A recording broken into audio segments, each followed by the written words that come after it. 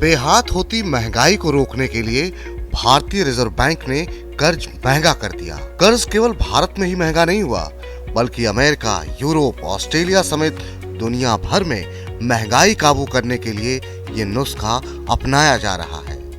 महंगाई अब ग्लोबल चिंता है। खैर, बाजार से नकदी सोखने का महंगाई पर कितना असर होगा ये तो आने वाले महीनों में पता चलेगा, लेकिन महंगे कर्ज का तत्काल असर शेयर बाजार पर दिखने लगा है। जिस हफ्ते में आरबीआई ने ब्याज दरें बढ़ाई, वो शेयर बाजार में गिरावट के लिहाज से नवंबर के बाद सबसे खराब हफ्ता रहा। सेंसेक्स निफ्टी में 4% से ज्यादा की गिरावट देखने को मिली। ये गिरावट पहले से ही जारी थी। बीते एक महीने में सेंसेक्स निफ्टी 12% तक टूट चुके हैं। निफ्टी फिलहाल 16,200 के करीब कारोबार कर रहा है, जो कि 200 डीएम में यानी डेली मूविंग एवरेज 16,850 के काफी नीचे है। यह दर्शाता है कि शेयर बाजार पर अब मंदड़िए हावी हो रहे हैं। निफ्टी के 75% स्टॉक्स भी अपने 200 डीएमए के नीचे कारोबार कर रहे हैं। यह गिरावट केवल निफ्टी तक ही सीमित नहीं है। बीते एक महीने में बैंक निफ्टी, मिड कैप और स्मॉल कैप जैसे इंडेक्स में भी बिकवाली हावी है।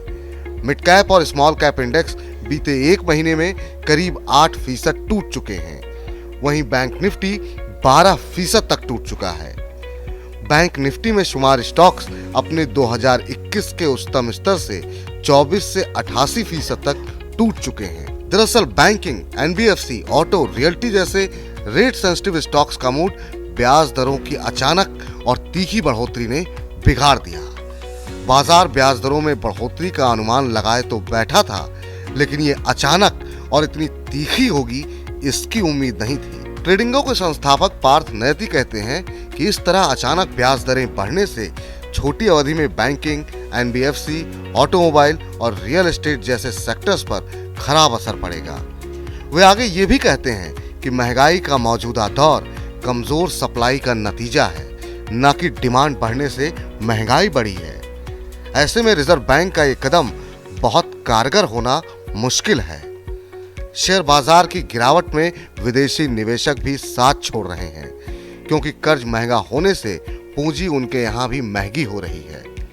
अप्रैल के दौरान एफपीआईज ने कुल 17,144 करोड़ रुपए की बिकवाली की। मई के पहले 4 कारोबारी दिन में ही विदेशी निवेशक 6,417 करोड़ रुपए के शेयर बेच चुके हैं। वहीं डीआईएस की बात करें तो यहां बीते 14 महीनों से खरीदारी लगातार जारी है। अप्रैल में घरेलू संस्थागत निवेशकों ने कुल 29,869 करोड़ रुपए की खरीदारी की है। मई के पहले 4 कारोबारी सत्र में भी डीआईआईज 8,533 करोड़ रुपए की खरीदारी कर चुके हैं। हालांकि डीआईएस की खरीदारी भी अब बाजार को ऊपरी स्तर पर रोकने में नाकाम नजर आ रही है। बाजार की भाषा में निफ्टी, सेंसेक्स अब ओवरसोल्ड जोन में है, यानी बाजार में बिकवाली एक सीमा से ज्यादा हो चुकी है। विशेषज्ञ मान रहे हैं कि बाजार में गिरावट बढ़ी तो अच्छे वैल्यूएशन के चक्कर में विदेशी निवेशकों की वापसी हो सकती है। जियोजित फाइनेंशियल सर्विस के मुख्य निवेश रणनीतिकार वीके विजय कुमार का मानना है कि निफ्टी में और 5% गिरावट आने पर विदेशी निवेशक बिकवाल से खरीदार बन जाएंगे। हालांकि उनका ये भी कहना है कि महंगे कर्ज, चीन में लॉकडाउन और रूस यूक्रेन युद्ध से शेयर बाजार में बहुत तेज रिकवरी की उम्मीद नहीं है। ट्रेडर्स फिलहाल छोटी अवधि में हर तेजी में बेचने की सलाह दे रहे हैं। ये सलाह निफ्टी के 200 डीएमए से ऊपर निकलने तक बने रहने का अनुमान है। अब बड़ा सवाल ये कि फिर आखिर निवेशक क्या करें?